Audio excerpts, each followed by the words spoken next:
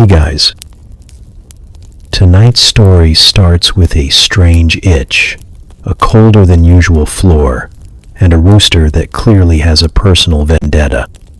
You've just woken up somewhere unfamiliar. A wooden cottage, no electricity, and the smell of cabbage hanging in the air like it pays rent. There's no phone, no coffee, no explanation. Just a grunt from a man who hands you a piece of bread and walks away like you're the weird one. And somehow, this is your life now. So, before you get too cozy, take a second to like the video and subscribe, but only if you genuinely enjoy this strange little corner of quiet storytelling. And drop a comment with where you're listening from and what time it is for you. It's strangely comforting to know who else is drifting off with us around the world. Now get comfortable, let the day melt away, and we'll drift back together into the quiet corners of the past. You wake up with your face in straw. Not a soft golden storybook kind of straw. Real straw. Sharp, itchy, poking you in the eye kind of straw. It smells like old hay, sweat, and possibly goat. The light slanting through the cracks in the wall is soft and gray like early morning fog. There's a low rumble near your head. It's rhythmic, wet, a snore. You turn your head and come eye to eye with a dog. Or maybe a wolf. No, just a very hairy dog. He stares at you for a moment, unimpressed, then goes back to sleeping like it's none of his business that a stranger is face down in his bed. You sit up and immediately regret it. Your back feels like it's been twisted into a question mark. The mattress, if you can call it that, is just a loosely woven sack of straw on a board of splintery wood. No pillows, no blankets.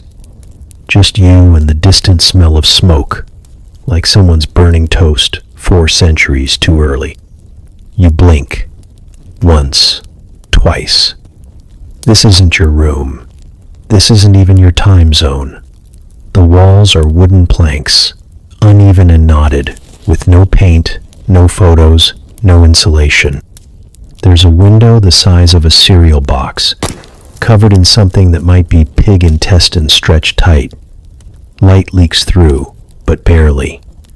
You reach for your phone out of habit. Your fingers find nothing but rough wool. You're wearing a tunic, a real one, scratchy, oversized, and definitely not from your closet. There's no hum, no buzz, no distant traffic or refrigerator drone, just chickens outside, flapping and squawking like they're having a heated argument. Somewhere in the distance, a bell rings once. Then silence. You swing your legs off the bed and your feet touch stone, cold, uneven stone. There's a draft, a real one. It whistles through the walls like the house is sighing. You stand. The room spins. There's a table, more of a stump with legs, and a single wooden bowl. Inside is something thick and gray.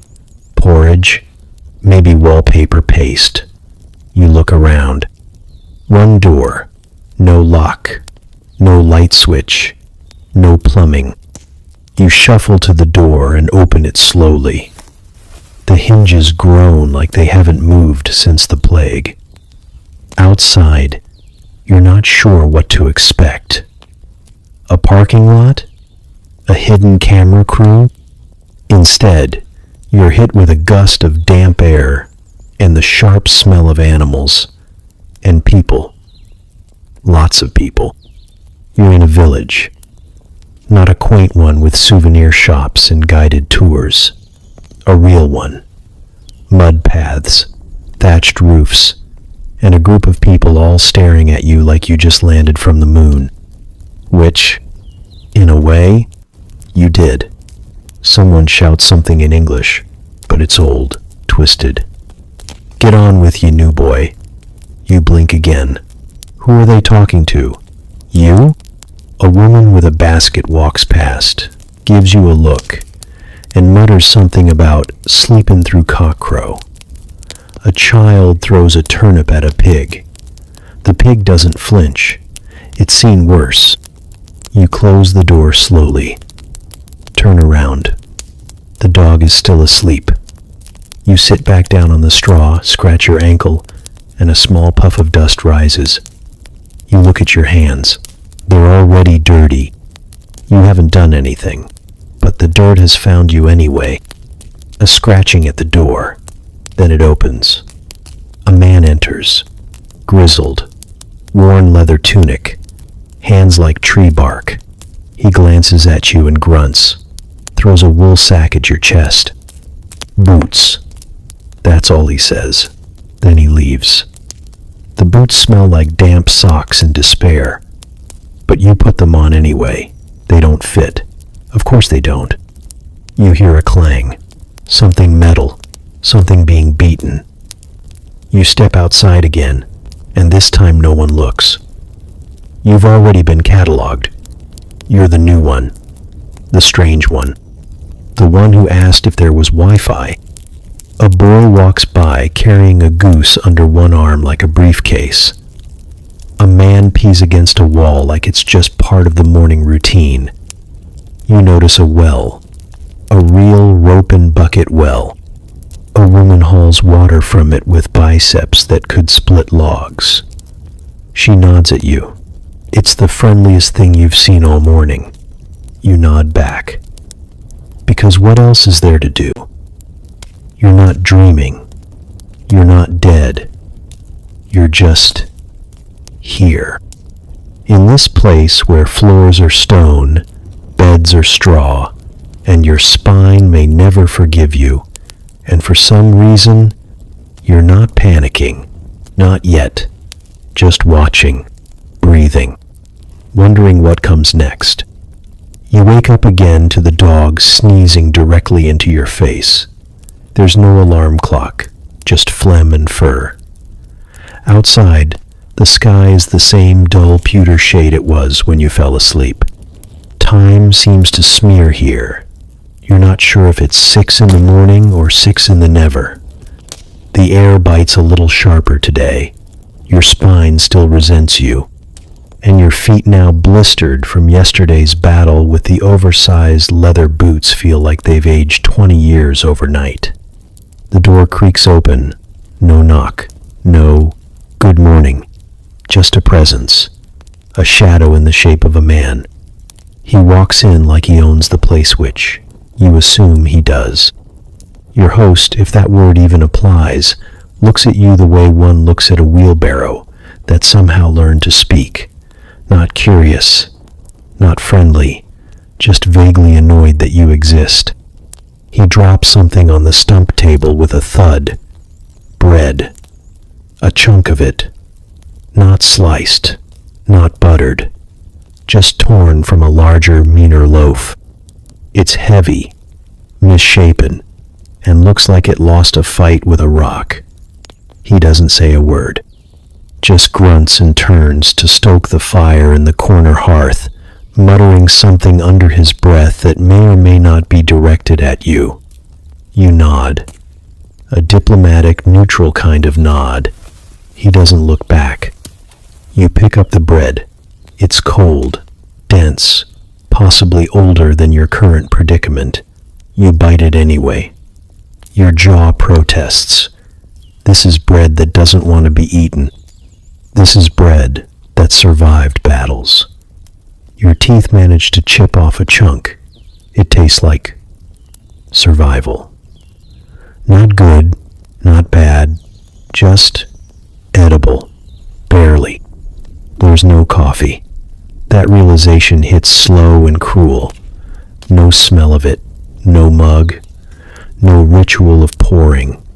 You scan the room again like maybe, just maybe, there's a French press hiding under the bed. Nothing. Just ash, dust, and a pile of sticks that might be dinner or furniture. Your mouth is dry. You chew slower, not because it helps, but because there's nothing else to do. Your host finishes with the fire and sits down across from you, not at the table, on a stool that wobbles like it's had a rough life. He pulls out a knife the length of your forearm and begins scraping something off his boot. Mud? Manure? Both? You decide not to ask. He doesn't seem like the small talk type. The silence isn't awkward. It's dense. Like fog. Like it belongs here. You chew. He scrapes. The dog farts softly. Eventually, he looks up. Not at you, through you, as if trying to decide what sort of creature you are. His eyes are like burnt coal. Not cruel, not kind, just tired. He scratches his beard, then says the first word you've heard from him that's longer than a grunt. Work.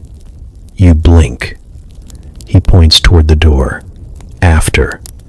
Then gestures at the bread. You nod again, unsure what work means. Yesterday, it meant hauling buckets and nearly getting pecked to death by a chicken. Today, who knows? You imagine they might hand you a shovel and tell you to move a hill, or a goat. You finish the bread. It doesn't finish you. That's a win. You stand. He stands. The dog stays. Outside, the village is already busy. Smoke from 10 different hearths curls into the sky. Women with baskets stride past like they've got a schedule only they understand. Children run barefoot through the mud, laughing and yelling at pigs like it's perfectly normal behavior. Your host walks ahead, not checking if you follow. You do, because there's nowhere else to go. Your boots squelch in the muck. A chicken eyes you with deep suspicion. Somewhere, a bell tolls again. A different one this time. Lower, slower. Everything here has its own rhythm, its own soundscape of clatter, cough, grunt, and cluck. You pass a man urinating into a bucket like it's just part of breakfast.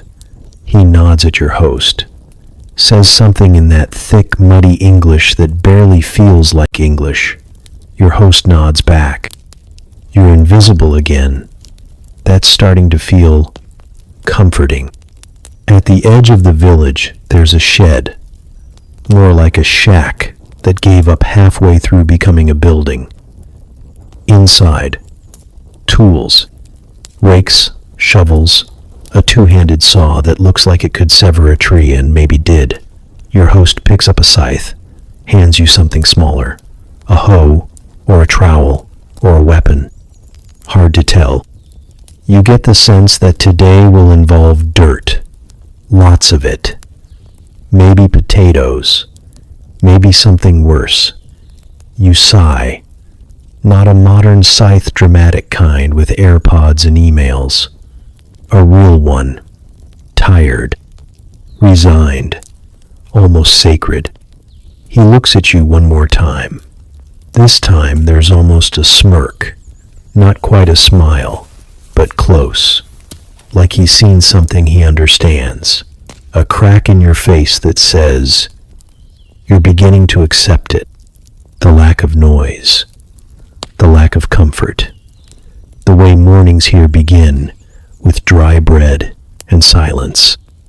And maybe, just maybe, that silence is teaching you something. Something you didn't know you needed to hear. The bucket lands in your hands without ceremony. No instructions. No smile. Just a dented tin pail, damp on the inside, heavy with implication. Your host doesn't explain, he doesn't need to. He just nods toward the door, mutters something that might be well, or work, or worse, then turns his back and resumes the important business of ignoring your existence. You stare at the bucket like it might come with a manual. It doesn't. Just a faint rust ring on the bottom and a handle that pinches your fingers when you grip it too tightly. You step outside, hoping for a sign. any sign. Instead, you get a whiff of pig, then chicken, then something sour and wet that you decide not to investigate further. It's early still. The village is just waking. Thatched roofs stretch beneath the yawning sky. Smoke curls upward like sleepy thoughts.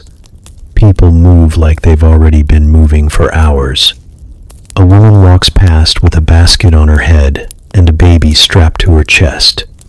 She glances at you, then your bucket, then back at you. No words, just a short, exhausted laugh. You follow the flow of bodies toward the sound of splashing and wooden creaks, and then you see it, the well. It's taller than you expected, thicker, a stone cylinder with a wooden frame above it and a crank that looks like it was built to outlast empires.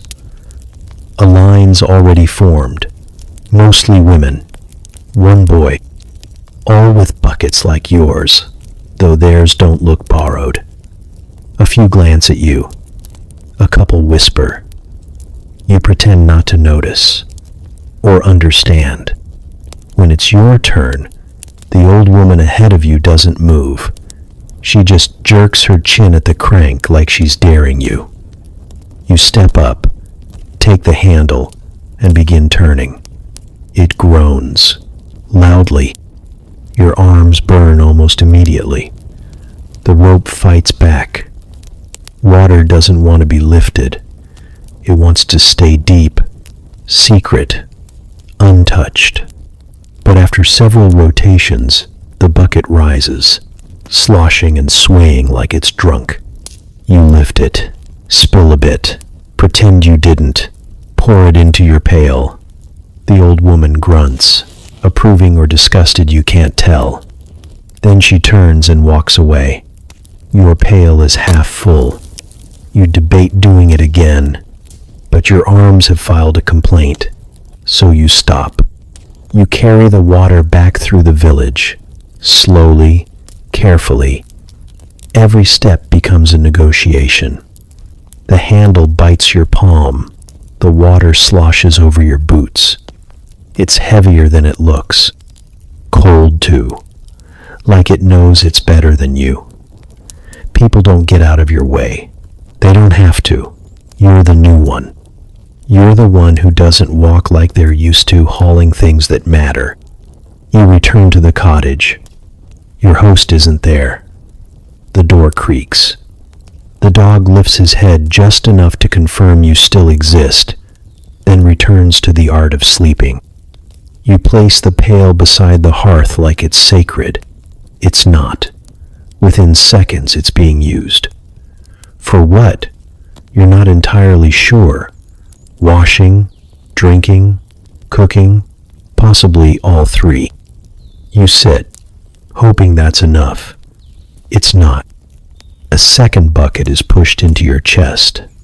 Smaller, wooden, damp in a suspicious way.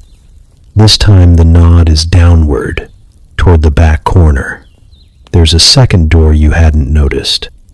Behind it, a tiny room, dirt floor, a stool with a hole in the center, a smell that slaps you across the face with the force of history. And now you understand. This is not a water bucket. It's a waste bucket. The chamber pot. The medieval answer to indoor plumbing. And it's full. Not overflowing, but substantial. You pick it up, trying not to breathe through your nose. It sloshes in a way water doesn't.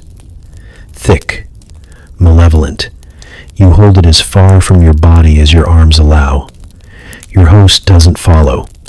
This mission is yours alone. You walk again. This time not to the well. This time beyond the last cottage, toward the trees. You follow the scent of ammonia and despair until you find what must be the dumping site. A pit, covered in flies. A silent testament to the human condition.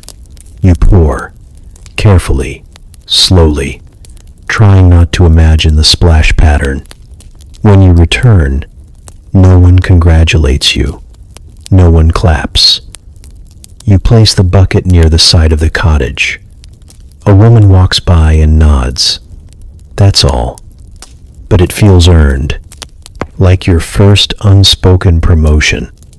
Later, when you sit by the fire, chewing another hunk of bread and pretending it has flavor, you realize something. The bucket was never just about the bucket. It was initiation, trial by pail. A medieval rite of passage that separates the tourist from the tenant. You're not one of them. Not yet. But today, you hauled their water. You emptied their waste. And somehow, you survived both. The door sticks again. It always sticks. You have to lean into it with your shoulder just to open it. Like the house itself is trying to keep you in. But you push through. And outside, the village greets you the same way it always does, with chickens. They're everywhere. Like they've staged a takeover in the night. Pecking, flapping, strutting like tiny feathered judges. One hops onto a barrel and stares you down like it knows what you did. You don't make eye contact. The last time you did that, it chased you for half a street. The air is wet with fog, thick enough to muffle footsteps, but not enough to hide the looks. They glance at you from windows, from doorways, from the corners of their eye as they go about their routines. They don't stop what they're doing. They just take you in. Again. Like they're trying to decide if you're getting better or just stranger. A man walks past you, pushing a wheelbarrow full of turnips. You nod. He nods back, eventually. Not a greeting. More like a confirmation. You're still here. Still the stranger. Still the one who showed up asking questions about apps and electricity and whether or not the bread had gluten. A child calls out behind you. Stranger! And throws a clump of moss. It hits your boot and flops to the ground. She giggles and runs away before you can even turn. It's not mean. Not quite. It's more like a game. You're the village novelty. The accidental mascot of confusion. Down the path, the blacksmith hammers away like he's mad at the metal. Sparks leap with every strike, lighting up his sweaty face like he's forging weapons for the end of the world. He doesn't look up. You've passed by him enough times to know he has two moods, working and sleeping. Neither includes talking. You step around a puddle that looks deep enough to have its own ecosystem and head toward the market square. It's not a square, really. More of a muddy circle, surrounded by carts and crates and people trying to look busier than they actually are. A woman arranges leeks in a row, so straight it could be military formation. A man shouts something about eels. Another plays a lute missing 2 strings and 1 sense of rhythm. You linger near a cart stacked with apples. The vendor eyes you, then casually slides his arm between you and the produce. Not today, stranger. You move on. Someone calls out again. Oi, stranger. You still sleeping in Osric's barn? You don't know who Osric is, or if it's even a question. You just nod once and keep walking. Better to agree than explain. Explanations here don't go over well. You've tried. Once you said you were from the future as a joke.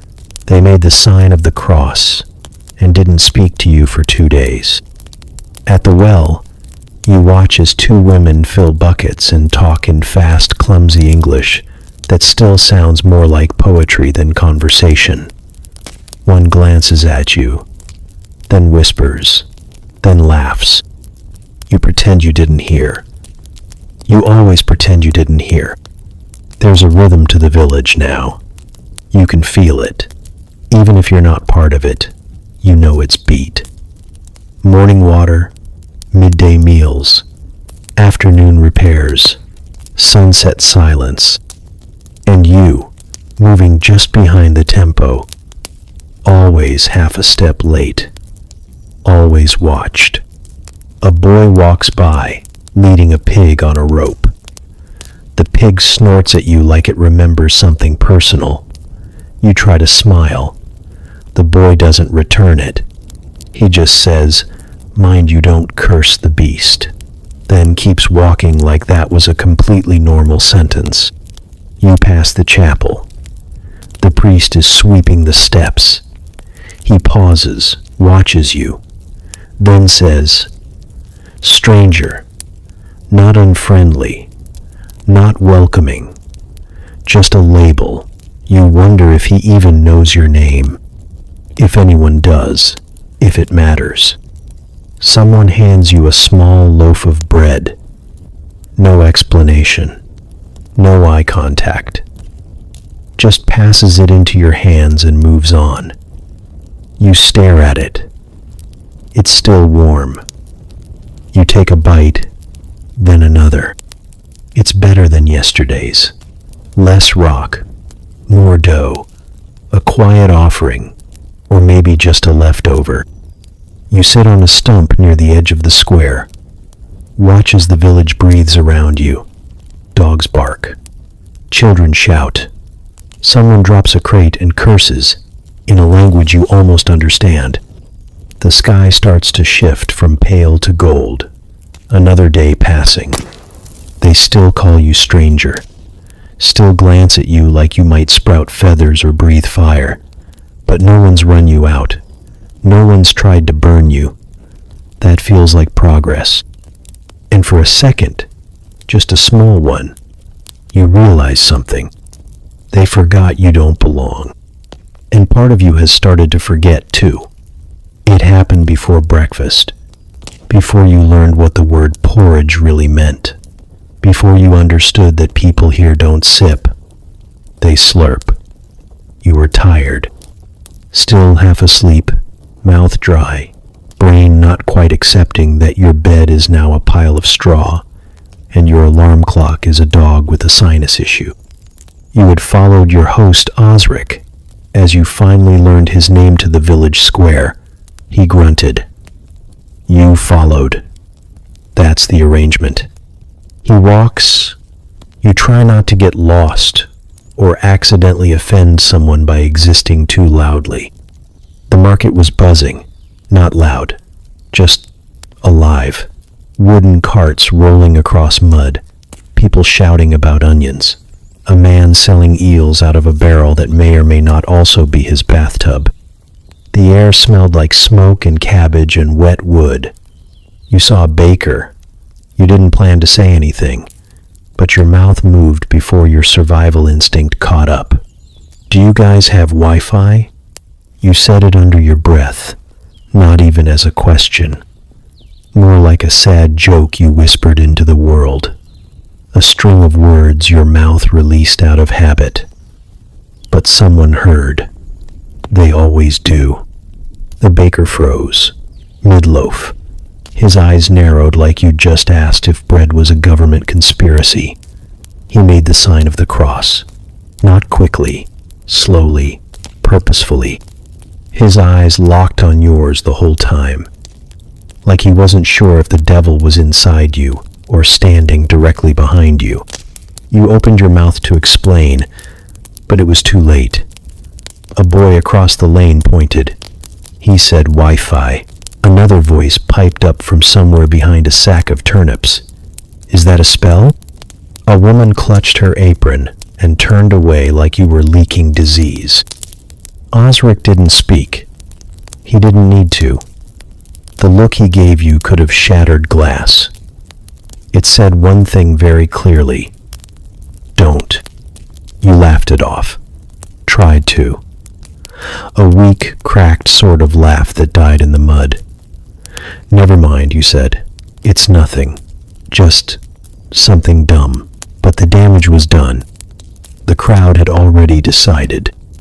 By midday, Someone had whispered that you spoke in tongues, that you might be part fae, that you came from the forest, or across the sea, or from the stars. The stories changed by the hour, but the words stuck. Possessed. You'd earned a new title, not just stranger, not just new boy.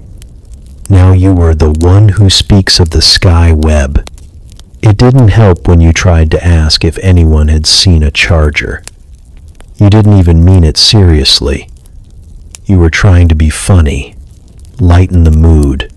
But they don't have the mood here. They have chores. They have blisters. They have frostbite in May and childbirth in fields and men who leave for war and never come back. Your joke was just noise. From then on, things shifted. Subtly. You'd walk past the baker and he'd mutter something under his breath. You'd step into the market and a child would pretend to cast a spell on you, laughing until their mother pulled them back. One night, someone left a sprig of garlic by your door. You started speaking less, listening more. You learned how to nod without inviting follow-up, how to look busy, even when you weren't sure what your hands were supposed to be doing. You stopped asking questions, especially the wrong ones. The village doesn't hate you. Not exactly. You're still fed, still handed tools, still allowed to exist within the blurry borders of their day. But there's a perimeter around your presence now. A half step of space people leave between you and them. You're not dangerous, but you're not right, either. You said something that wasn't supposed to be said. You reminded them that you think in a language they don't understand. So you swallow your words, let them sink. You learn how to make eye contact that doesn't linger, how to carry a bucket without spilling, how to eat in silence, how to take up less space, breathe quieter, disappear just enough to avoid being remembered too clearly. But you never forget the moment, the way the market slowed, the way the baker's face changed, the way that single word Wi-Fi felt like a betrayal of something sacred. Like you'd spit on their god, their bread, their weather-worn rhythm. You learn, quickly and completely, that the past has no patience for your present. You're here now, in this place, this time, where the only web is made by spiders, and no one laughs when you say something they don't understand. You don't ask again. You don't explain. You just shut up fast. They're waiting for you, on the floor, right by the door, like someone placed them there on purpose. Two wooden shapes, awkward, clunky, carved, like someone gave up halfway through making a chair and decided it would be easier to just strap the failed pieces to someone's feet. Your name, well, your nickname, scratched into the side in childlike letters. New boy. No one says who left them. No one needs to. You stare at them for a long time. Before touching them, they don't look dangerous, but they don't look comfortable either. You reach out, tap one. It makes a hollow thump against the stone floor. It feels wrong to call them shoes. They're more like wearable planks. But your host nods toward them that morning, so you try. The first thing you learn is that your foot doesn't go in easily. These weren't made for feet, not real ones. They were made for a vague idea of a foot, a medieval sketch of what toes probably looked like. You shove, twist, curse under your breath. Finally, with enough force to sprain logic, you get both feet in. There's no left or right, just pain. You take a step. The noise is immediate. A clomp, then another. You sound like a haunted wardrobe dragging itself through a hallway. The dog opens one eye, You take another step. Your ankle rolls. Your knee screams. You make it 3 paces before you stub your toe on the door frame, which is impressive, since your toe is now protected by what might as well be a wooden brick. You walk outside, 1 slow step at a time. The chickens scatter. You feel taller. Not in a good way. More like you're balancing on a pile of regrets. Children point. 1 claps. Another mimics your gait, exaggerated and loud. You want to laugh. You almost do. But the blister forming on your heel starts whispering threats, and you go quiet again. You miss sneakers. You miss arch support. You miss the quiet glide of rubber soles and the soft give of fabric. But most of all, you miss socks. The way they used to cradle your feet like tiny woolen apologies. Now your toes rub against the wood like 2 enemies stuck in the same prison cell. By mid-morning, you've developed a limp. Not dramatic. Just enough that every 3rd step looks like you're reconsidering all your life choices. You try walking on the balls of your feet, then the sides. Then you just surrender and start dragging your legs like you're being punished for something. The blacksmith sees you hobbling by, doesn't say a word, just shakes his head once, deeply disappointed in your existence. A woman selling leeks clicks her tongue. You walk like a man who owes the road money. You don't respond. You just try not to fall into another puddle. Work today involves carrying logs. You're not told where to carry them to. Just handed one and pointed vaguely toward the west. The log is heavier than your pride and shaped like regret. Your wooden shoes catch on every root, every stone, every slight change in elevation. You trip twice. On the 3rd stumble, you fall forward. Not far. Just enough to get a mouthful of moss and the sudden awareness that yes, you can sprain your dignity. You look up from the ground. No one offers a hand. A boy laughs and walks past, balancing his own log on one shoulder like it's nothing more than a feather with ambition. You push yourself up, adjust your shoes. One is already starting to crack on the side. You wonder if it's symbolic. You wonder if everything here is. Later, at the stream, you try to wash your feet. Getting the shoes off is harder than getting them on. You pry, yank. Eventually remove them with a noise that sounds like betrayal. Your heels are red, your toes bruised. You consider just walking into the water and floating away, becoming a myth, a warning tale the villagers tell their children. Don't ask about Wi-Fi, or you'll become the river ghost. But you don't. You dry your feet on a patch of grass, slide the shoes back on, and walk slowly back toward the village.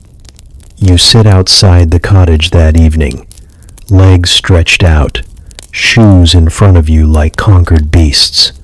The sunset is kind, gold spilling across the sky, softening the edges of the world. Someone walks past and nods at you. Not a greeting, more like acknowledgement. Like they've seen the limp, the effort, the endurance. You don't belong yet, but you wore the shoes. You survived the walk. You didn't quit. And maybe, just maybe, that counts for something here. It hits you in waves. Not suddenly. Not like stepping into a room where something's gone wrong. More like being slowly lowered into a bucket of smell. One day, it's a hint of damp wool. The next, wet hay.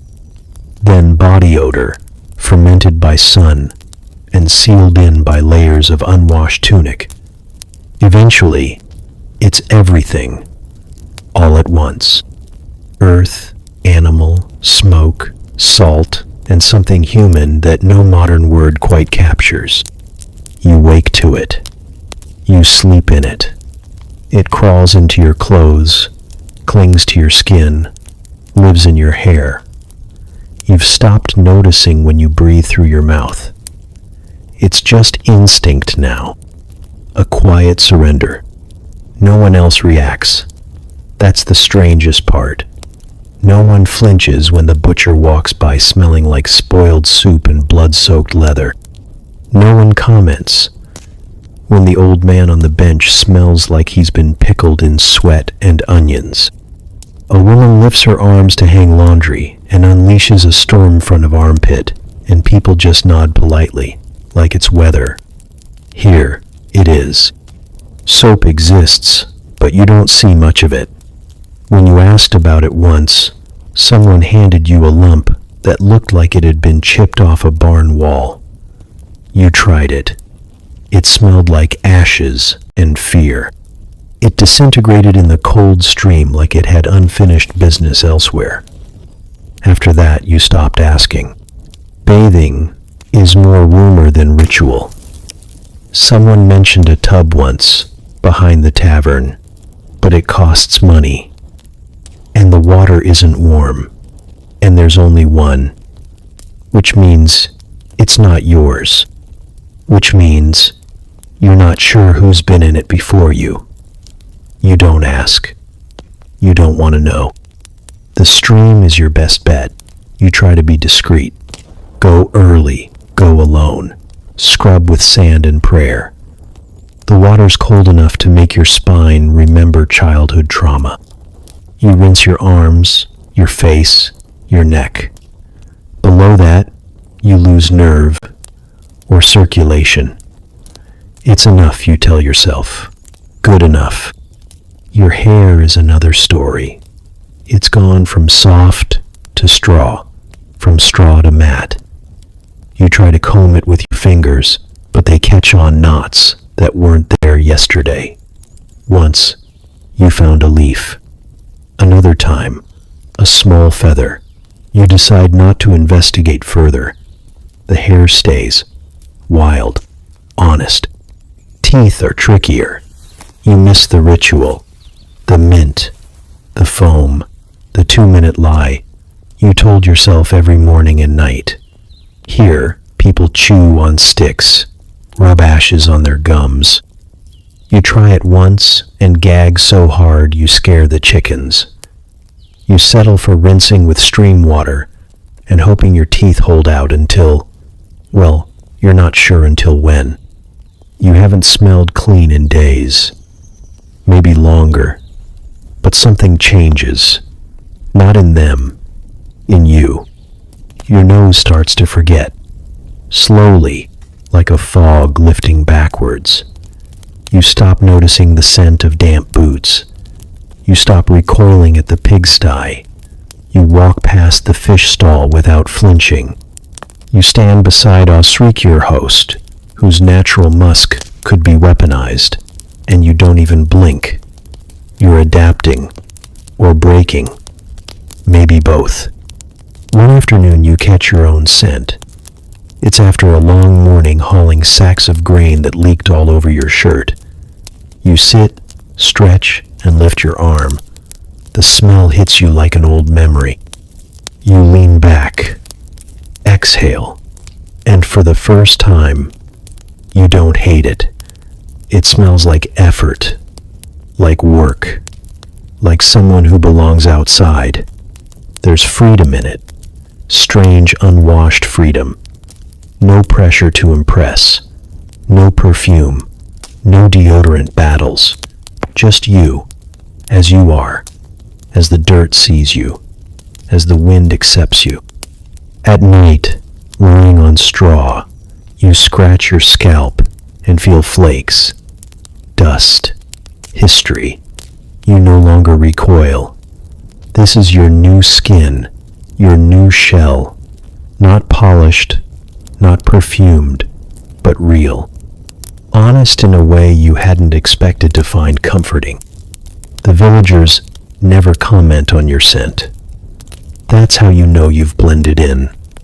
They gossip about everything: your limp, your mutterings, your inability to distinguish wheat from barley, but not your smell. That means it's no longer foreign. It's just yours. You stop apologizing for the dirt under your nails. Stop trying to smooth your hair.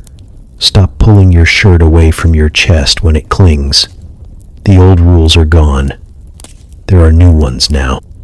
And one of them is this: clean is relative, but survival is permanent. So, you sleep with your boots by the door, your shirt damp from sweat and rain, your breath tasting of firewood and roasted turnip, and you don't flinch. You just breathe through your nose. Because finally,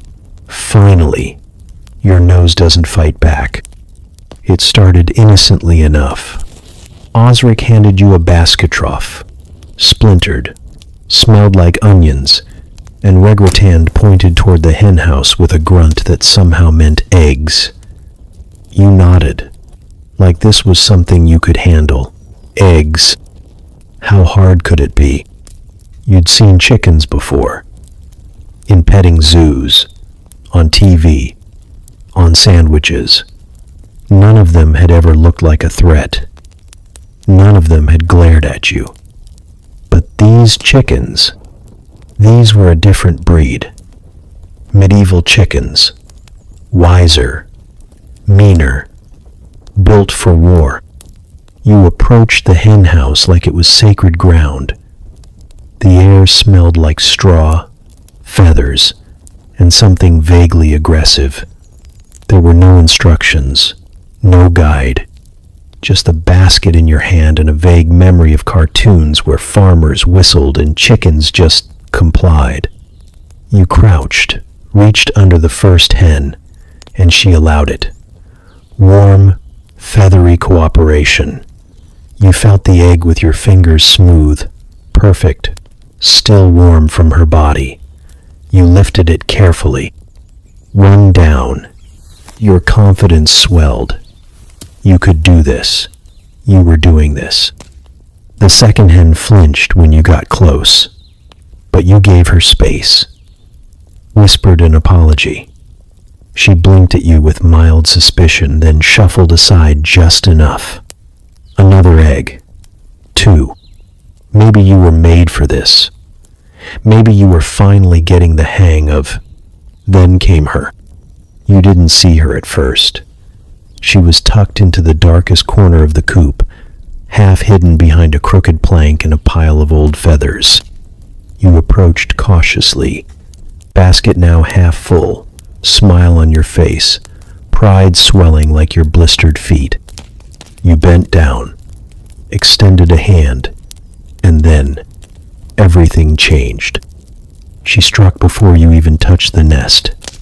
Beak first, straight to the wrist, then wings wild, flapping chaos, feathers exploding into the air like a pillow fight in a hurricane. You staggered back. She followed, fast, screaming. It wasn't a cluck, it was a battle cry, the sound of a creature that had seen things, survived winters, buried enemies. She leapt, actually leapt, onto your chest, claws digging into your tunic like hooks. You flailed, spun. The basket flew from your hands, eggs shattering like your dignity. You tried to shake her loose. She tightened her grip, pecks to the neck, flaps to the face. Somewhere, you think you screamed. You stumbled out of the coop, arms windmilling, hair full of feathers, heart full of fear. The villagers were already watching. Of course they were. One child pointed and shouted, "The chicken's winnin'." Another yelled, "Run, stranger, run." You ran. Across the path, through the mud, past the smithy, past the pigs. Chickens scattered in all directions like you were the harbinger of poultry doom. But she stayed on you, clinging, pecking. screeching her fury into the wind. Finally, in a last desperate act, you spun one final time and flung your arms outward. She released, sailed through the air like a feathery javelin, landed squarely in a barrel of cabbage. Silence. Then laughter. Loud, long, ruthless. The kind of laughter that binds a village together for decades. The kind that echoes through generations. A woman dropped her washing, she was laughing so hard. A man fell off a bench. Children reenacted the scene before you'd even caught your breath. You stood there, shirt torn, face flushed, basket empty. You picked up one of the broken eggs from the mud, stared at it, then stared at the coop. She was back in her corner already, looking smug, victorious. Osric walked over, looked at the remains of the basket, looked at your neck, said only one word, Marge, then shook his head and walked away. Apparently she has a name. Of course she does. You spent the rest of the day with bits of straw in your hair and dried yolk on your hands. No one let you forget it. A man at the well clucked at you every time you passed. A boy drew a picture in the dirt of a stick figure being pecked by a giant bird. You were legend now. Not heroic, just remembered. That night, you lay on your straw mat, sore and humiliated. The dog snored beside you. You rubbed your wrist, still red from the beak, and, oddly, you smiled. Because somehow, for the first time, the village saw you. Really saw you. Not just the stranger, not just the outsider. You were now the fool who fought a chicken and lost, which meant you were one of them. A little broken, a little bruised, but finally part of the story. The market doesn't announce itself, it just appears. One morning you step outside and the air is thicker, not with fog, but noise. Clanging pots, shouting voices. The occasional shriek that may or may not be from a goat. The village square has transformed. Carts have rolled in from corners you didn't know existed. Tables have been dragged into the mud. Fabric hangs from poles. Baskets overflow with things you don't recognize and aren't sure you should. Osric hands you 3 coins. They're heavy, misshapen. Each one stamped with something vaguely royal and badly worn. He says one word, pie, and sends you off like it's obvious. Like pie is easy. You walk into the mess of humanity slowly, the way someone walks into a dream they know might turn on them. The smells hit you first. Fresh bread and old cheese, boiled onions, worm manure, dried fish. Something sweet, something rotten, something burning. It's a scent collage designed to confuse and conquer. Your stomach turns in slow circles. You pass a woman selling roots from a basket shaped like a skull. She waves a carrot at you, says it cures melancholy. You nod politely. Keep walking. A man calls out, holding what appears to be a dried frog on a string. Wart prevention, he says, like it's common sense. Someone else is trying to sell blessed salt, but it looks suspiciously like regular salt. You find the pie stall by accident. It's not labeled. Just a man with one eyebrow and an apron so stained it looks camouflaged. He's got rows of them, round and golden, stacked like treasure. They smell good. Untrustworthy, but good. You point. He grunts. You hand over all 3 coins. He gives you 1 pie and 1 look, the kind that says good luck, without any kindness behind it. It's warm in your hands, dense. The crust is cracked in places, leaking gravy. You take a bite. At first, it's not bad. Savory, a little chewy, rich, spiced with something that numbs the tongue a bit too quickly. You swallow. It doesn't sit right, but you're hungry. So, you keep going. 3 more bites. The flavor shifts halfway through sweet, then sour, then something metallic. You pause. Look at the filling. It's meat. Definitely meat. But it doesn't look like any meat you've ever trusted. There's a vein running through it, and something that crunches. You swallow the last bite like a dare. It fights back. You walk back through the market slowly, mouth tingling, stomach unsure. A boy offers you a second pie. You shake your head. He winks. "That first one's squirrel," he says casually. Then adds, "I think." You stop walking. A woman at a nearby stall laughs. "Could have been better," she says. "Could have been pigeon." She pulls a feather from her teeth and flicks it to the ground. You head toward the well and try to drink away the taste. It doesn't work. The water makes it worse. The grease resurfaces like a ghost. You sit on a barrel and let your stomach make its decisions without you. The sun's too bright, the air too full. The sounds around you blend into a fuzzy blur. Someone tries to sell you a jar of leeches. You shake your head. He shrugs and moves on. Eventually you stand. Walk in the direction of home. Slowly, your limbs feel heavy. The pie has lodged itself somewhere between your regret and your intestines. You pass a pig that looks at you with deep, personal sympathy. At the edge of the square, Osric is waiting. Arms crossed, no expression. Just a raised eyebrow that asks the question. You hand him the empty paper wrap. He smells it, snorts, says nothing. You expect judgment. Instead, he pats your shoulder once, hard, like a priest blessing the damned. Then he walks away. That night, your stomach gurgles like it's debating revolution. You lie awake on your straw mat, shifting every few minutes. The dog sighs beside you. The room creaks.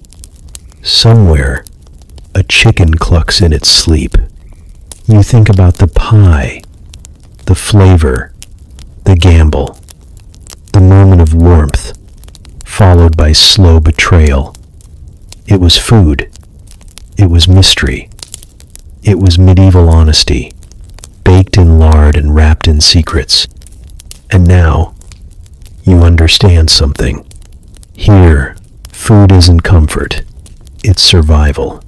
It's whatever's available. Whatever didn't escape fast enough. Whatever someone was willing to chop, boil, and stuff into pastry. Flavor comes second. Trust isn't part of the recipe. You curl up tighter. Try not to breathe too deeply. Your stomach groans. You whisper a quiet apology to your intestines. And for the first time since arriving, you feel like you've truly eaten like one of them. Consequences and all. It begins with a sound. Low, distant, and far too serious for the morning you were having. One moment you're crouched by the stream, trying to scrub yesterday's pie regret off your tunic with a mossy rock, and the next clang a deep, thunderous ring splits the air like judgment itself. You freeze. The bell tolls again, then again. You count, but lose track after 6 or 7. It doesn't matter. You look up, and the village has already changed. People stop mid-step. Conversations die mid-sentence. A woman drops a bundle of sticks and makes the sign of the cross before hurrying toward the chapel. Children stop chasing each other and fall into line behind their parents. Even the dog you've been secretly feeding meat scraps to sits and whines at the sky like he knows something's coming. Osric doesn't look at you. He just nods in the direction of the chapel like a man resigned to fate. You follow, unsure of the rules, but sure that not following them will be worse. The chapel isn't large, more like a stone box with a wooden door and a single stained glass window that's more brown than colored. It smells like old paper and older air. Inside it's dim, cold. You can see your breath. The villagers file in without a word, like they're all part of the same quiet machinery. You try to copy them. Step where they step. Sit where they sit. Kneel where they kneel. You don't know the prayers, not the words, not the rhythm, but they do. Every voice, low and steady, weaving into one hum that sounds ancient. You mouth along, moving your lips in time, hoping no one notices that your chant is a lie. Then everyone stands, so you do. Then kneels, so you kneel. But your timing is off, always off. You rise half a second too late, drop your knees too early. Someone beside you winces when your wooden shoes scrape against the stone floor like a scream. The priest begins to speak. You understand every fourth word. Something about fire and sin and sheep. A lot about sheep. He gestures with his hands in a way that feels vaguely threatening. At one point he holds up something small and gold. Everyone bows their heads. You follow. Your back starts to ache. Your stomach growls. You pretend it didn't. Then comes the incense. A boy walks down the aisle with a swinging censer. Smoke pours from it like the building itself is sighing. It smells like a pine tree fell in love with a campfire. You breathe it in and nearly cough, but swallow it. Everyone else seems unfazed, eyes half closed like they've been here 1,000 times. Maybe they have. You're not sure how long the service lasts. Time behaves differently here, like the church itself is holding the clock hostage. Minutes stretch, thoughts wander, your legs go numb. Your feet cramp inside the wooden shoes. You try shifting your weight and bump into a woman beside you. She glares. You mouth sorry and immediately realize she has no idea what that means. The priest lifts his arms again. Everyone murmurs something. You copy the sounds phonetically. Something about mercy. Maybe bread. You're not sure. But no one stops you, so it must have been close enough. Then, kneel again. You sink to your knees, and this time, something in your back pops. It's not pain, not exactly, more like your spine whispering, "Really?" You rest your hands on your thighs and stare at the stone floor. It's covered in marks, scratches, drops of wax, a crack that looks like it's been stepped on too many times by too many prayers. You start counting breaths, anything to stay conscious. You don't know how anyone does this daily. Your thoughts drift to your old life, pews with cushions, air conditioning, that one lady who always wore too much perfume. You miss her. You miss her so much it hurts. Then, silence. The bell tolls again. A final note. People cross themselves one last time, rise, and shuffle toward the door. You follow, legs trembling, feet numb. Outside, the sun looks brighter. The air feels real again. You inhale, long and deep, like you've surfaced from a different world. No one speaks as they leave, just nods. Small, Reverent nods, like they left a part of themselves behind in there, or maybe picked up something heavier. You're not sure which. Osric waits at the path. He looks at you, raises one brow, says, "Didn't faint, that's something," then walks. You follow. Later, back at the cottage, you sit on the edge of the straw mat, staring at your knees like they betrayed you. Your head still full of smoke and echoes. The rhythm of the prayers lingers, like a song you don't know the words to but can't stop humming. You still don't understand the rituals, the kneeling, the silence, the bell that cuts through everything. But for the first time, you feel it, the weight of it, the pull, the unspoken thread that ties these people to something old. You were faking it, badly, but somehow the chapel let you stay. You were told it was an important job, vital even, good for the earth, they said, necessary for the fields. Osric handed you a shovel that looked like it had survived 3 wars and pointed toward a low wooden pen behind the cottage. The smell hit you before you reached it. Not a sharp, sudden stench, but a deep, ancient reek, the kind that feels alive. You tried not to breathe. It didn't help. The pigs watched you, judging. The cow ignored you completely, which felt worse, like you didn't even register as a threat or a presence. You stood at the edge of the pen, boots half sinking into mud that may or may not have been just mud. You looked at the shovel, then at the ground, then at your own hands. None of them wanted to cooperate. But this was your job now. You learned quickly that there's a difference between moving manure and shoveling it. Moving it implies progress, purpose. Shoveling it is just surviving I-tone scoop at a time, with no promise that it will ever end. You find a rhythm. Lift, dump, shift. Lift, dump, shift. You try breathing through your mouth, but it just changes the flavor of the air. Your hands blister by midday. The wooden handle rubs against skin that hasn't earned its calluses yet.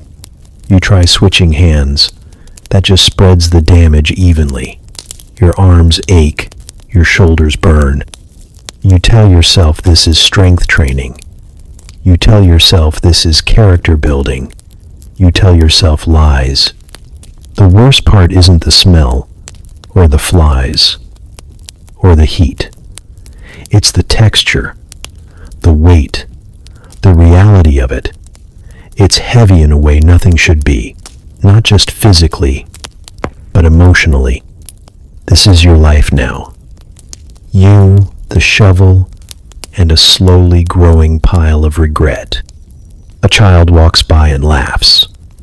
Not cruelly, just honestly. You glance up and see them mimicking your motion, pretending to gag. You want to be offended, but you kind of agree. Still, you keep going. After a while, something strange happens. Your mind drifts. The motion lulls you. The same way rocking chairs or ceiling fans do. You stop resisting and just move. One pile becomes another, then another. The sun shifts, shadows stretch. The cows moo once, then go silent again. You lose track of time. Someone brings you water. It's warm, tastes like wood. You drink all of it. Say thank you.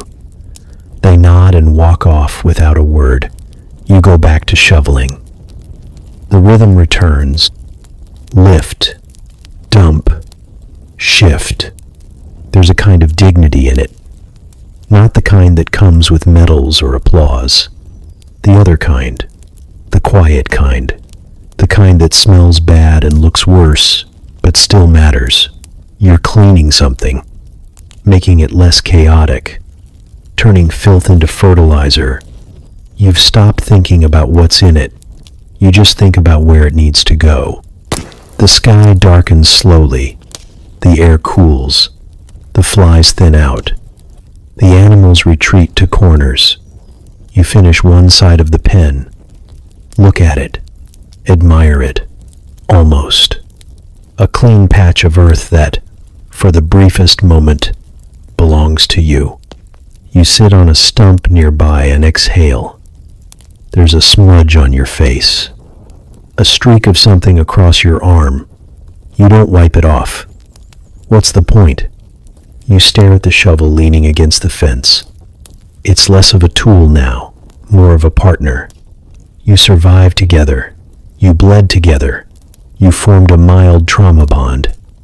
Osric passes by, doesn't stop, just nods once. Like maybe, just maybe, you didn't fail today. That's the closest thing to praise you've received in weeks. Later that night, you lie in your corner of the cottage. The dog curls beside you, indifferent as ever. Your clothes smell like suffering. You itch. You cough. But you don't cry. That's the real victory. You didn't cry. Because earlier today, when the shovel slipped and your boot sank ankle deep in something awful and unnameable, you almost did. When the wind shifted and the smell punched you straight in the soul, you almost broke. But you didn't. You shoveled dung for hours, and you're still here, still breathing, still whole, if slightly worse smelling than before. Somehow, that feels like progress. It begins with a whisper. Somewhere near the well, two women lean in just a little too close to be talking about weather. One stirs a pot of something thick and beige. The other adjusts her headscarf and glances over her shoulder like she's guarding the secret recipe to sin itself. You slow your step, just enough to catch a fragment. And I told her, that goat's got more sense than he ever did. You blink. Look around. No one else reacts. Not even the chickens. But something in the tone, that conspiratorial tilt of her voice, hooks you. Later, while hauling a basket of half-rotten cabbages that may or may not be your lunch, you hear it again. Stole her boot clean off her foot. Just chomp gone. Widow Marta screamed like the saints themselves were getting mugged. You pretend to adjust your load, but you're listening now. Every third villager seems to be whispering about it. Not directly, not in full sentences, just murmurs, all laced with that tone. Delightful judgment, the thrill of someone else's embarrassment. You pass the baker's stall. He's laughing, loudly, slapping dough like it wronged him. Between chuckles you catch, I told her, don't wear leather near Edgar, unless you want to lose it. Edgar, a goat. Of course it's a goat. By noon you've pieced together the basics. Widow Marta sharp-tongued, always in black, rumored to have buried 3 husbands, and possibly one tax collector lost her right boot to a goat named Edgar. Not just any goat, the miller's goat, known village-wide for his unpredictable appetites and moral flexibility. Apparently the widow leaned over the trough to scold the pigs. Edgar approached from behind with the stealth of a thief and clamped down on her boot with the force of divine punishment. She shrieked, fell over, landed in mud.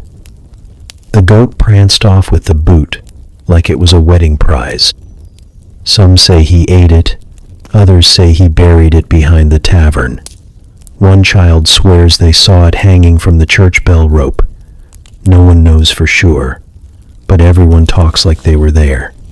You sit at the edge of the common square that evening, exhausted from a day of moving hay that clearly didn't want to be moved. A group gathers near the fire pit, older women with thread baskets, a few men with calloused hands and stories to spare. Someone's shelling peas. Someone else is carving wood into the vague suggestion of a spoon. And then it begins. I heard she tried to chase him, slipped, cursed loud enough to wake the Blessed Mother herself. Gasps. Laughter. She marched barefoot all the way to the mill, waving her stick like it was a sword. More laughter. I bet the goat's still wearing it, like a trophy. And on it goes. Each person adding their version. Each detail a little more ridiculous than the last. You don't speak. Just sit back. Listen. Let it wash over you. It's not just about the goat. You realize that quickly.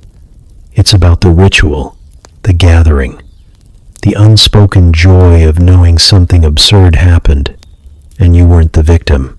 It's medieval therapy. A community exhale. Even Osric, who hasn't smiled since you arrived, mutters, "First shoe she's lost that wasn't a man," and the whole group erupts.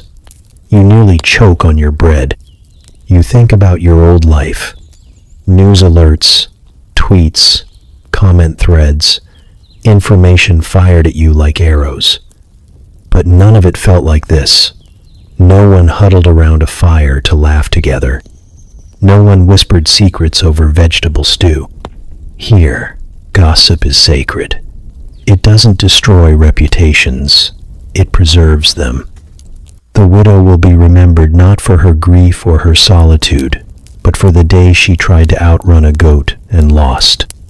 And somehow, that's kinder.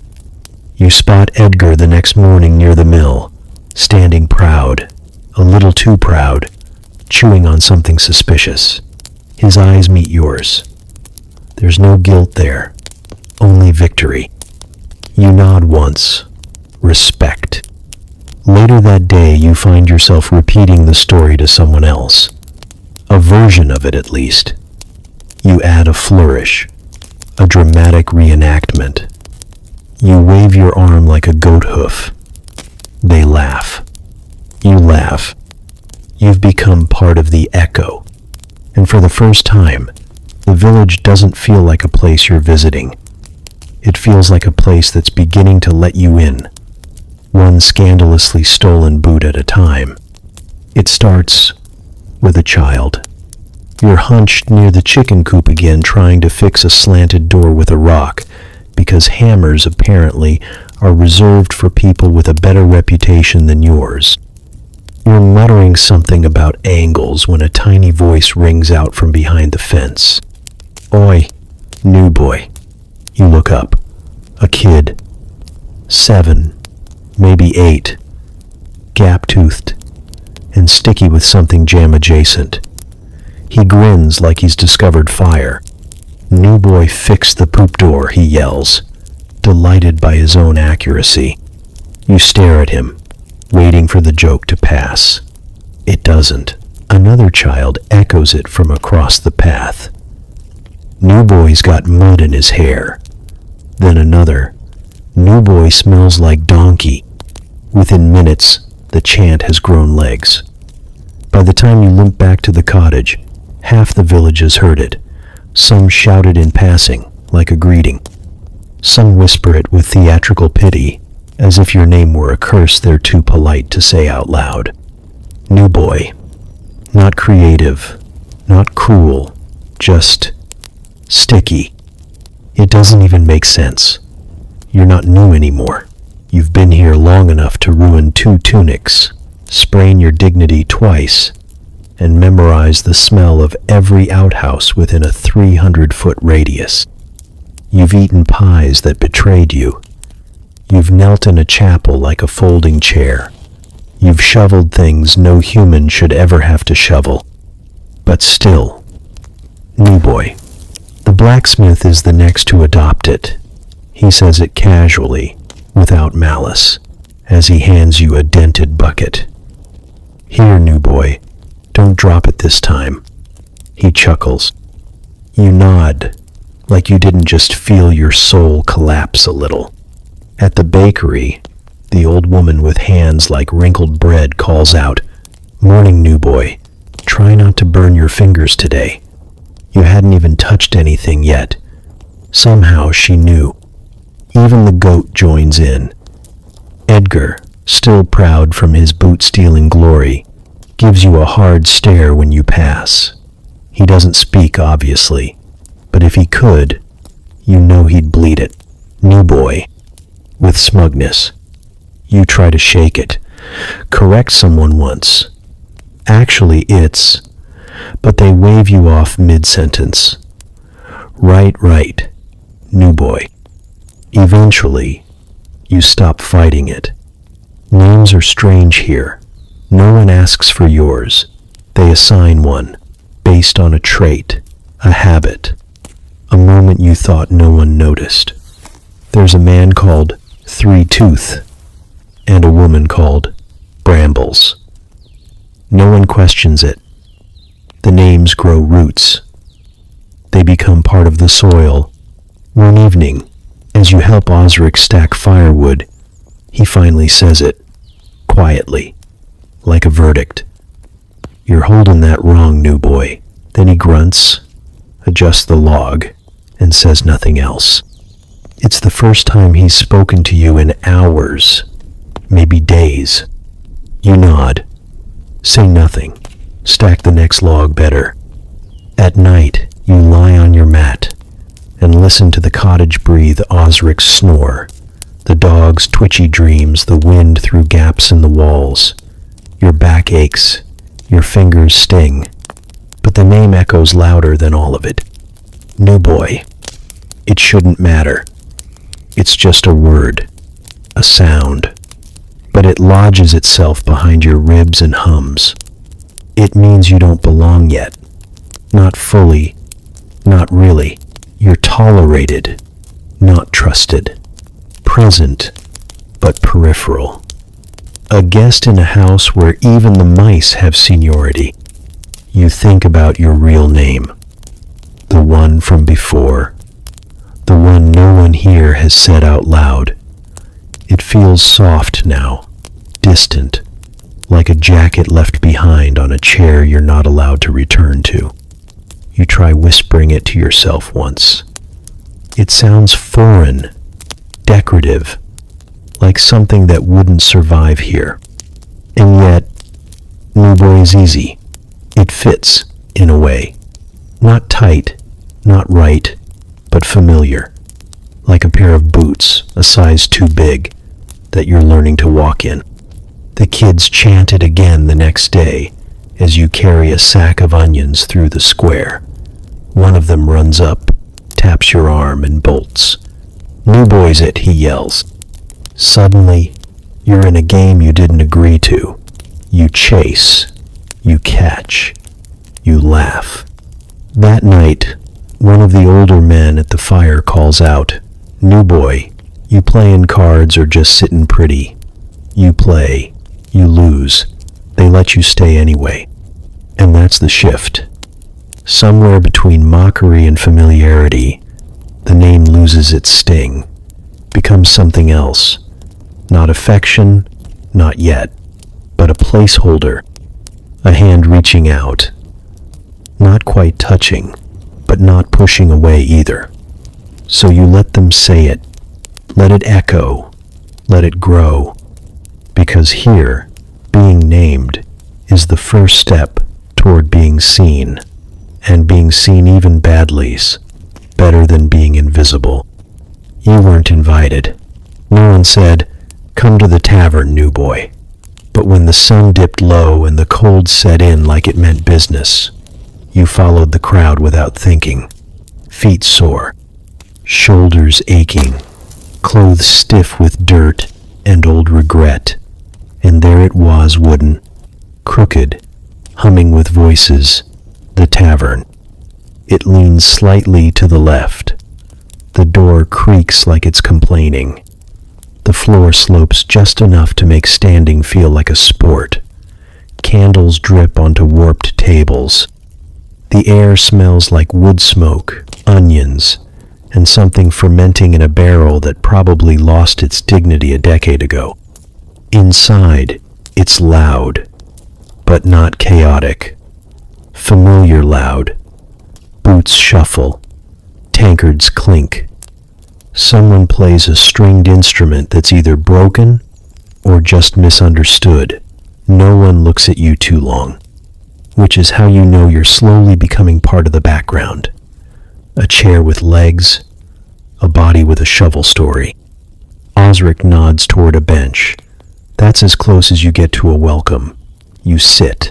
A mug slides your way, no explanation, no toast, just warm, brownish liquid that sloshes like it's trying to escape. You take a sip, and it is, without exaggeration, the saddest beer you have ever tasted. It's warm, flat, somehow both thin and sticky, like bread water.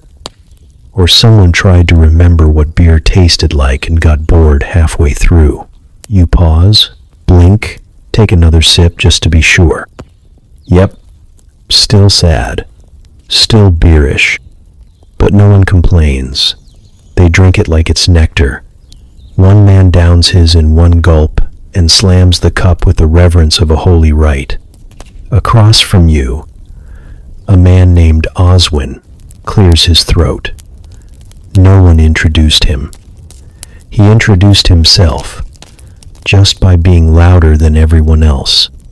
His beard is wild, his tunic stained, his hands constantly moving, waving, gesturing, performing. You know, he begins, as if picking up a thought he's been rehearsing all week. Turnips weren't always round. You blink. He leans closer. Not always. Used to be long, like a carrot, but fatter. Not good for stew. Too awkward.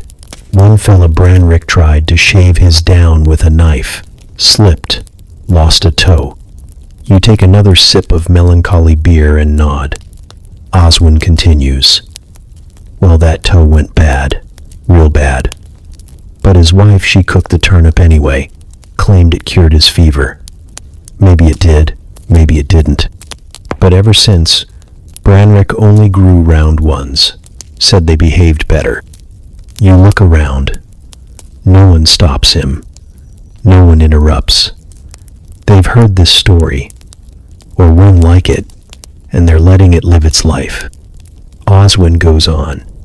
The thing is, those round turnips caught on. Everyone started copying. Whole region changed shape because one man got unlucky with a knife. And now, to this day, he taps the table like a scholar finishing a thesis. That's why we stew him that way. You take another sip. You're not sure if the story made sense, or if it needed to. Later, someone sings. Badly. A ballad about a cow that ran away. People join in. Oswin slaps the table in rhythm. The chorus has no real words, just vowels shouted at roughly the same time. You pretend to know it. They pretend not to notice. The sad beer keeps flowing. It never improves. But after a while, it doesn't matter. You're not drinking it for the taste. You're drinking it because it's there. Because the room is warm. Because for the first time all day, your hands aren't working or carrying or shoveling. They're just holding something. Resting. Osric doesn't speak much, but he refills your cup once, which is something. At some point you realize your cheeks hurt from smiling, not frostbite. Someone tells a joke you barely understand, but you laugh anyway. Not to fit in. Just because it feels good to move sound through your body. And Oswin? Still going. Saw a turnip once with a face in it. Looked like my uncle. Swear to the saints. I refused to eat it. Gave it a name. kept it on the shelf till it rotted. Whole cottage smelled like wisdom and shame. Eventually, the fire burns low. People trickle out in pairs, in silence. Oswin dozes in a corner mid-sentence. Osric grunts, stands. You follow. Back in the cottage, the air is colder. But something's changed. Not outside, not even in the room. Just you. You survived the tavern, the beer, the stories, the unofficial initiation into whatever this village is. You weren't just tolerated tonight. You were included. Even if your name's still New Boy. Even if the beer tasted like boiled sadness. Even if you now know too much about the history of root vegetables. It was yours. A night, a story, a memory. And tomorrow, when Oswin starts again, maybe this time about the time he married a girl who could read smoke, you'll nod. You'll sip. You'll listen. Because sometimes the saddest beer still tastes like belonging. You didn't mean to start a war. You just wanted cheese. It happened at the market again. By now, you've learned how to dodge the pig cart, avoid the onion hag's flirty nephew, and keep your coin pouch tucked somewhere less stealable. But cheese? That was still uncharted territory. The stall looked innocent. A rough plank balanced on two barrels, draped with burlap. Behind it stood a man with forearms like tree trunks and a mustache that could have had its own tax record. He nodded once as you approached, but didn't smile. You took it as a neutral sign, not friendly, but not hostile. Laid out before you were wedges, crumbling, pale blocks, dark, waxy triangles, something gray, one that glistened, each with its own mysterious aura. You hovered, trying not to breathe through your nose too hard. Some looked edible, others looked like they had opinions. You pointed to one near the edge, yellowish, mold-free, reasonably shaped. This one? You asked, hoping for approval. The man said nothing. You took that as permission. Your hand was halfway to the wedge when someone growled behind you. Not cleared throat, not polite cough, a full growl, low, primal. You turned, slowly. Behind you stood a man who could have doubled as a battering ram. Thick neck, arms like barrels, a jaw carved from spite. He was holding a sack and glaring at you like you'd insulted his ancestors. "That's mine," he said. You looked at the cheese, looked back at him. Two didn't know. You stammered. "I thought..." He took one step forward. The earth didn't shake, but it flinched. From somewhere beneath his cloak, he pulled a dagger. Not a fancy one, just sharp, well used, honest in its intentions. You froze. He didn't raise it, just held it at his side, like a punctuation mark. The cheese seller stayed silent. Not helpful, just mildly entertained. You looked around. No one intervened. A woman across the lane started selling apples louder. Two boys perched on a cartwheel whispered eagerly. One of them mouthed, "Fight." You held up both hands. "I swear," you said, voice cracking slightly, "I didn't know it was yours. You have every right, full rights. I don't even like cheese. I'm lactose suspicious. Please." There was a beat. Then the man Cheese Mountain, you privately labeled him, grunted. Loudly, like a bear making a decision. He stepped forward again, snatched the wedge from the table, held it to his nose, sniffed hard, then glared at you with renewed intensity. "This one's mine," he repeated. just in case your fear had made you forget. Of course, you nodded. Naturally, he tucked the cheese into his sack, slowly sheathed the dagger, and walked off. You didn't exhale until he disappeared around the fish cart. The stall keeper finally looked at you, smirked. "Lucky," he said. You stared at him. He dueled a guy last month. Same mistake. Left-handed now. You looked down at your hands. Both still yours. You flexed them out of gratitude. "You got anything less controversial?" you asked. He reached behind the barrels, pulled out a smaller wedge. Misshapen, cracked. "Goat," he said. "Nobody fights over goat." You nodded, took it, paid too much, didn't argue. Later, sitting on the edge of the stream, you nibbled the goat cheese. It was sour, dry, crumbly, a bit like despair, but safe. Osric joined you halfway through, sat beside you without speaking, looked at your cheese. "Goat," he muttered, bold. You told him the story. Short version. Left out the part where your voice squeaked and your legs almost betrayed you. He grunted once, the closest he comes to a laugh. "Next time," he said, "watch for the wax seal." "What seal?" He picked a piece of straw from his sleeve. "Some families mark their claim on food, etched into wax. That wedge you touched belonged to the Trenhams." You waited. "They're sensitive," he added. You made a mental note to only buy cheese under cover of darkness from now on. Back at the cottage, the dog sniffed your fingers, sneezed, and walked away. Even he didn't respect goat cheese. But you were alive.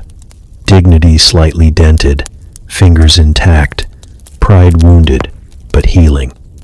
That night, you dreamed of dairy, of enormous men with cheese swords, of being chased through a market with nothing but a cracker shield. You woke in a cold sweat. Welcome to medieval life, where even your snacks come with risk. It starts before the sun, always before the sun. A sound slices through your dream-sharp, nasal, vengeful, the rooster. You don't know its name. You're not sure it has one. It's not the noble painted bird from old kitchen wallpaper or children's books. This one is angry, ragged, a patchy red demon with feathers that stick out like bad intentions. Its crow is less of a song and more of a war cry. It doesn't greet the dawn, it dares it. The first morning you heard it, you fell out of bed. The second morning you threw a shoe in its direction, missed. Third morning you tried covering your ears, didn't help. The sound travels through straw, through wood, through bone. Now, it's routine. You wake up half a second before the crow, like your body has learned to flinch in anticipation. It's always the same pitch-black cold air, the dog stretching somewhere nearby, and that shrill call from a beast who seems to loathe your existence. You hate the rooster, deeply, philosophically, on a level that transcends reason. But you get up, because fighting it doesn't work, and ignoring it only prolongs your misery. So you roll off your straw mat, stretch limbs that never seem to stretch far enough, and start the day. Osric's already outside. Always. You don't know when he wakes. You suspect he never actually sleeps, just lies in wait. He nods when he sees you, as if to say, "The rooster got you too." Then hands you a bucket. That's your first job. Every morning, fetch water. The bucket is cold. Regular, everyday dismissal. This was different. This was reverent silence, which somehow felt worse. At one point, a woman brought her baby to you and asked if the stars would favor him. You panicked and said, "He has a strong aura." She wept with joy and gave you a jar of pickled eggs. You hate pickled eggs, but you accepted them, because at this point, saying no to anything might only deepen your myth. Osric found the whole thing hilarious.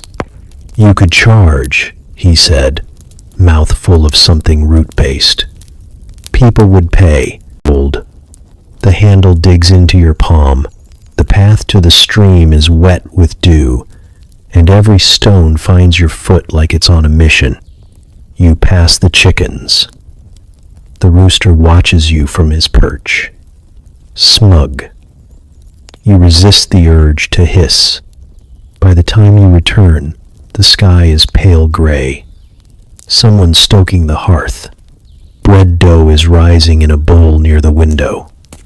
You nod at the woman in charge of baking. She doesn't nod back. You've made peace with that. You drink a bit of water. Splash some on your face. It helps, slightly. Then it's chores. The same ones. Every day. Clean, carry, fix, fetch, repeat. There's comfort in the pattern now. Your hands know what to do before you tell them. You don't ask as many questions. You don't get as many answers, but it doesn't bother you like it used to. You know which chickens bite, which piglets wander, which tools are rusted but still usable. You've stopped expecting things to make sense. They just are. And that, strangely, helps. Meals come when they come. Bread, mostly. Gruel. Sometimes a piece of salted fish so dry it could be used as currency.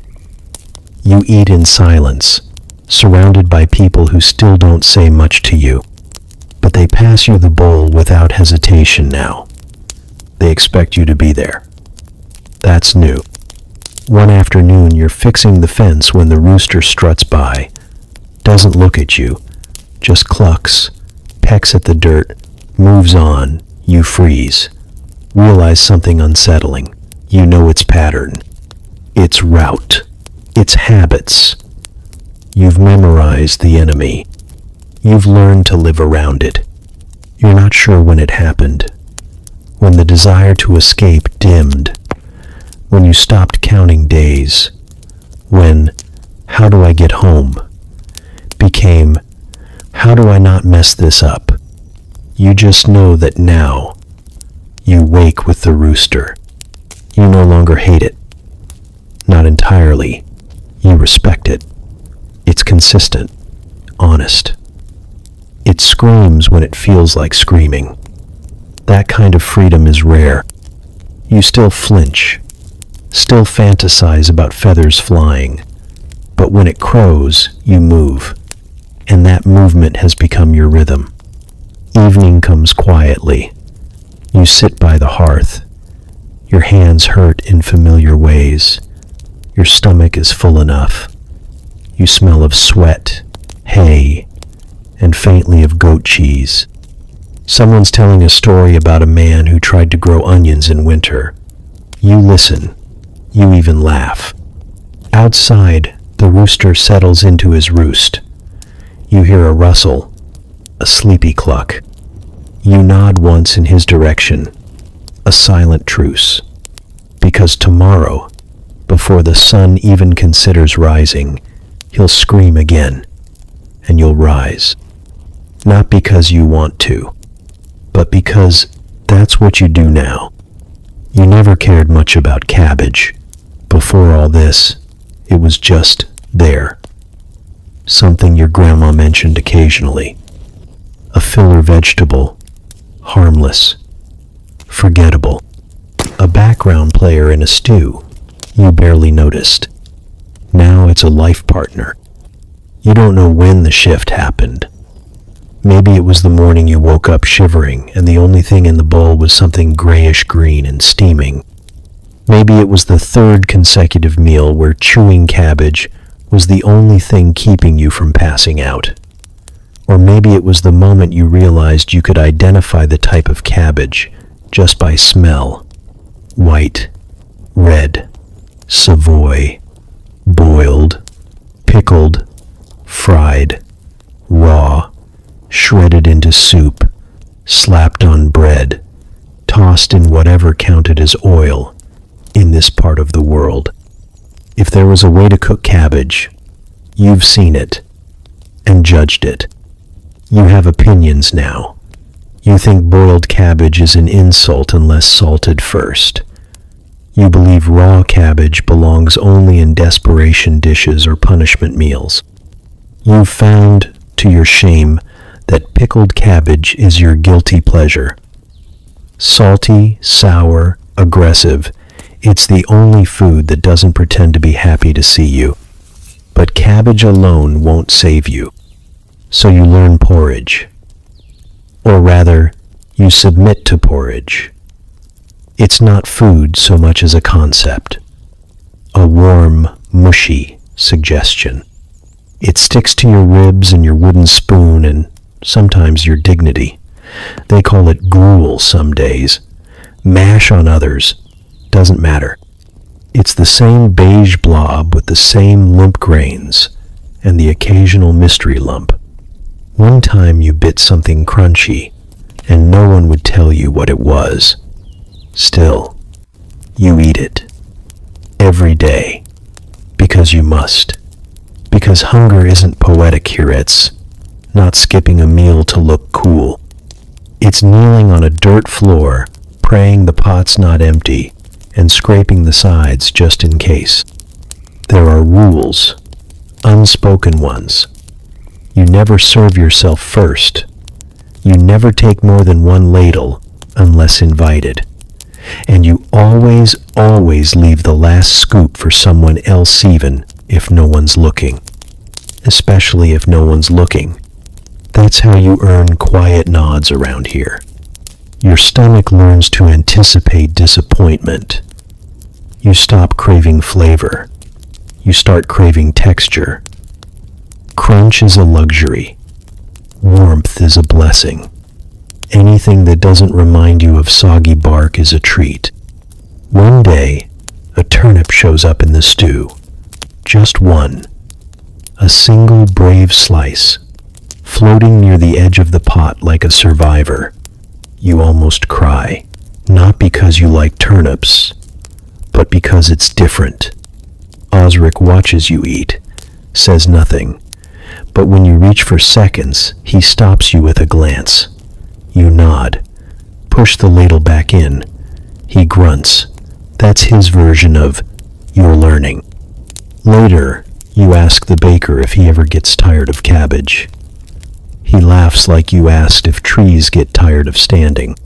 "Tired?" he says. "It's the only thing that grows when God's angry." You believe him. You try to help in the garden once. Pull weeds, till soil. You're terrible at it. Your rows are crooked. Your hands blister. But you touch the cabbage as it grows. Cradle it, like something sacred. Because it is. Food is sacred here. Not because it's rare, but because it's constant, predictable. The one mercy the land still offers. In your old life, meals were background noise, screen time, multitasking. Here, they are rituals. Porridge in the morning, cabbage soup at noon, a crust of bread by firelight if you're lucky. And on feast days, well, you haven't seen one yet. But the whispers make it sound like meat might exist again someday. You ask a boy once what his favorite food is. He says, "Hot cabbage." You laugh, thinking it's a joke. He doesn't. Now, when you're hungry, you don't think about pizza, or pancakes, or anything covered in cheese. You think about the crunch of a roasted cabbage leaf, about how it curls at the edges like it's stretching. You think about porridge with a bit of salt just a bit, how that one pinch can change everything. That's what you've become. Not broken, just adjusted. Someone who can get excited over a vegetable with range. Someone who knows the value of an extra spoonful. Someone who understands that surviving isn't always glorious. It's sometimes just finishing your bowl and being thankful there was one. It started with a drizzle. Harmless, soft, the kind of mist that feels like the sky's just clearing its throat. You didn't even put on the cloak they gave you, that scratchy, patchy thing that smells like sheep and old smoke. You thought, this isn't real rain. By midday, the sky had changed its mind. The drizzle turned to drops. The drops turned to sheets. By evening, the world was soup. Every surface slick. Every path a trap. The roof dripped in a new corner. The fire refused to stay lit. And your socks, such as they were, became sponges with hopes and dreams. And none of them involved keeping you dry. You tried to keep working. Tried to haul logs and feed animals and carry buckets through ankle-deep mud without looking like a baby giraffe learning to walk. It didn't go well. Slip one. Happened near the woodpile. A casual step. One boot sank. The other didn't. You tilted, flailed, landed flat. Your spine met earth, mud up your back. The dog watched, unimpressed. Slip two was more dramatic. You were carrying a basket of laundry toward the cottage Osric's shirts mostly, all of them seemingly made from lead and sorrow when the ground shifted. Not visibly, not scientifically. Just enough to remind you who was in charge. You fell sideways. Laundry flew. A pair of woolen underthings landed on your face. You didn't scream. You just paused. By day two, your knees had given up. Your hands stayed raw. Your will to live was dripping somewhere near the pig pen. It kept raining, morning to night. The kind of rain that soaks through you, through fabric, through skin, through spirit. It drummed on the roof like mockery. It filled the bucket faster than you could empty it. It made everything you owned smell like despair and mildew. Slip three was public, in front of the baker. You landed on your side like a sack of defeated potatoes. He didn't laugh, just handed you a half-burnt roll and said, "Eat. You look like you need to chew something." Slip four was near the well. You caught yourself on a rope, nearly dislocated something. Still had to draw water after. Slip five was the one that broke you, not because it hurt, not because it was dramatic, just because you were so tired of trying not to fall. You were walking to the barn, nothing heavy in your hands, no danger, no audience, just you and the mud and the soft, insistent drizzle that never quite stopped. Your foot slid, your arms flailed, you landed hard face down. The sound it made was wet and personal. You didn't get up, not right away. You stayed there. Let the rain pat your back like an old friend. Let the mud press into your sleeves, your collar, your teeth, and you cried.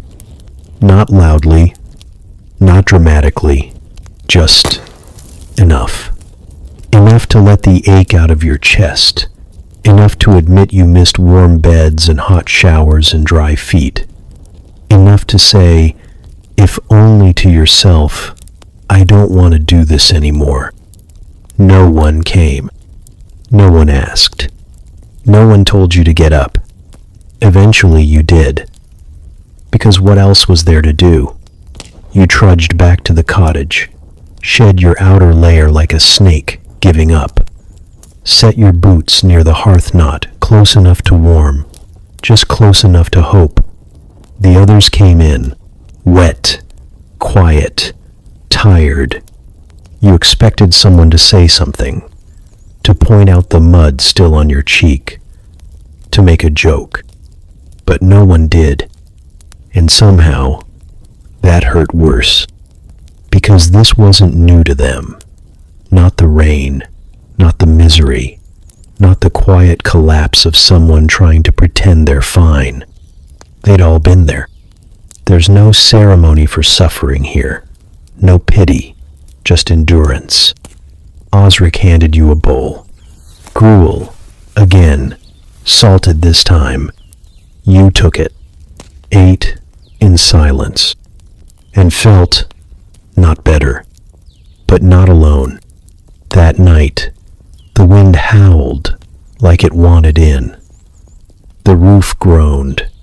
Your mat was damp, but you slept, because there's a strange peace that comes after breaking.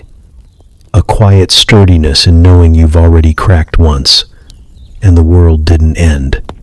You slipped 5 times. You cried once. No one noticed.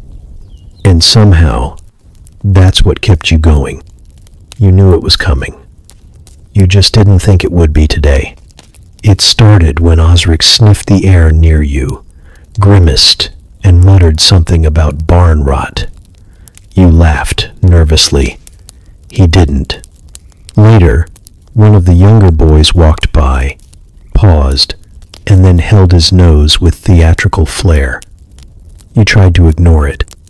But when the dog who had rolled in something dead just that morning chose to sleep away from you, you got the message. It was bath time. You hadn't taken a real one since arriving. You'd wiped your face with a damp cloth, splashed your armpits once using drinking water when no one was looking, but a full body, head under, kind of clean. That felt mythological. Like something nobles did while the rest of the world embraced odor as a lifestyle. Still, when the old woman tossed you a rag that may once have been a towel and pointed toward the river, you didn't argue. Just trudged through the muck, carrying a bar of soap that looked suspiciously like a chunk of lard. The river was worse than you remembered. It was always cold, always moving too fast. But today, it looked actively hostile. Mist clung to the edges. The rocks were sharp, slick, and judging you. You stood at the bank for a while, just stood there, trying to hype yourself up like it was a duel, because it was. You versus nature. You versus dignity. You versus whatever lived in that water and had no name but many teeth. You stripped. Not fast. Not proudly. Just one piece at a time, like peeling off layers of shame. The wind didn't help. It bit every inch of skin with icy precision. Your breath fogged.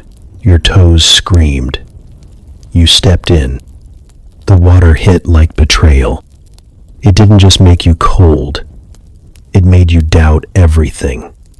Your life choices, your ancestors, the meaning of existence. You gasped so hard your lungs folded. Your heart hiccuped. You considered running back to the mud and accepting your stink as destiny. But then, movement. On the opposite bank, a pig stared. Not just glanced, stared. Big eyes, slightly cocked head. An expression that said, "Really?" You ignored it. Tried to lather something. The soap slipped, floated downstream like a coward. You splashed water on your face, wincing every time. You bent to scrub your legs and slipped. Went under, fully. A baptism of humiliation. When you emerged, gasping, sputtering, eyes wide, you heard laughter. Children, 3 of them, perched on a rock like goblins, watching you. One had a fist full of moss. You froze. The moss hit your shoulder with a wet plop. You said nothing. Another chunk sailed through the air, hit your forehead, slid down slowly, like shame in physical form. They laughed harder, pointed, chanted something that rhymed, though you couldn't understand the words. You tried to move faster, splash, rinse, get it over with. Your fingers had gone numb. Your ears burned not from temperature, but from awareness. You were the show, the afternoon entertainment. And still, the pig watched. You climbed out, soaked and shivering, your skin blotchy, your pride somewhere floating near the soap bar, lost to the current. You wrapped yourself in the rag. It was damp, probably already had stories of its own. You didn't care. The children clapped as you left, not kindly. Back at the cottage, Osric looked up, sniffed once, and said, "Better." That was it. No congratulations, no medal, just better. You collapsed near the hearth, your body steaming gently. Someone handed you a crust of bread. Someone else poured warm water into a bowl and set it near your feet. No one mentioned the moss, or the pig. But later, one of the older women passed you, paused, and said, "You smell like you're trying," then walked on. And honestly, that felt like a compliment, because you were trying to belong, trying to survive, trying to remember what dignity felt like without clinging to it too tightly. That night, wrapped in a dry tunic, you lay on your mat, muscles aching in weird new ways. The dog curled close again. You ran a hand through your hair. It felt cleaner. It smelled neutral. You smiled. It had cost you everything. Warmth, privacy, the illusion that you were still in control of your life. But you were cleaner. Technically, you didn't mean to say anything strange. It just slipped out. It was late, and you were tired mentally, physically, emotionally, spiritually tired. The kind of tired that makes you say things without thinking. The fire was low, the bread was burnt, and the baker was lamenting his luck again. Third loaf ruined this week, said he must be cursed, or maybe the oven was. You'd meant it as a joke. You said, "Maybe the stars are just misaligned." That was it. A passing comment. A harmless phrase you'd used 100 times before in your old life, the one with apps and traffic and weather forecasts. But here, those words landed differently. The baker went still, completely still, like someone had pressed pause on him. You looked up. He was staring at you, pale, his hands hovering above the dough like they'd forgotten what to do. "What did you say?" he asked slowly. You swallowed. "The stars. Misaligned. It's just something people say." He didn't answer, just turned away, muttered something, and started kneading again harder than before. You thought that was the end of it. It wasn't. The next morning he didn't greet you. No nod, no grunt, just eyes that slid past your face like you weren't there. At breakfast, a child left a small clump of moss on your stool. You moved it. It showed up again on your mat. You tossed it. That night it was tucked into your boot. By the third day, there were 5 pieces of moss in various stages of decay surrounding your bedding. You asked Osric what was happening.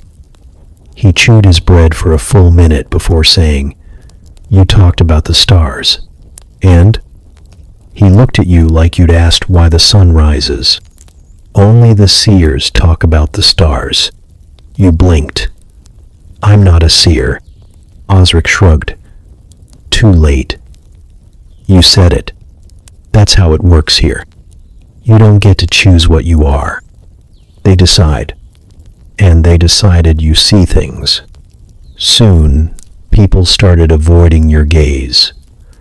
Not rudely, not out of malice, just out of quiet, respectful terror. The blacksmith's wife asked if you could unsee her husband's back pain. You told her you didn't know how. She nodded solemnly and brought you a boiled root anyway. Children began following you from a distance, leaving gifts, mostly moss, sometimes rocks. Once a dead frog with daisies in its mouth. You tried to explain, tried to tell them you weren't magic. You were barely functional.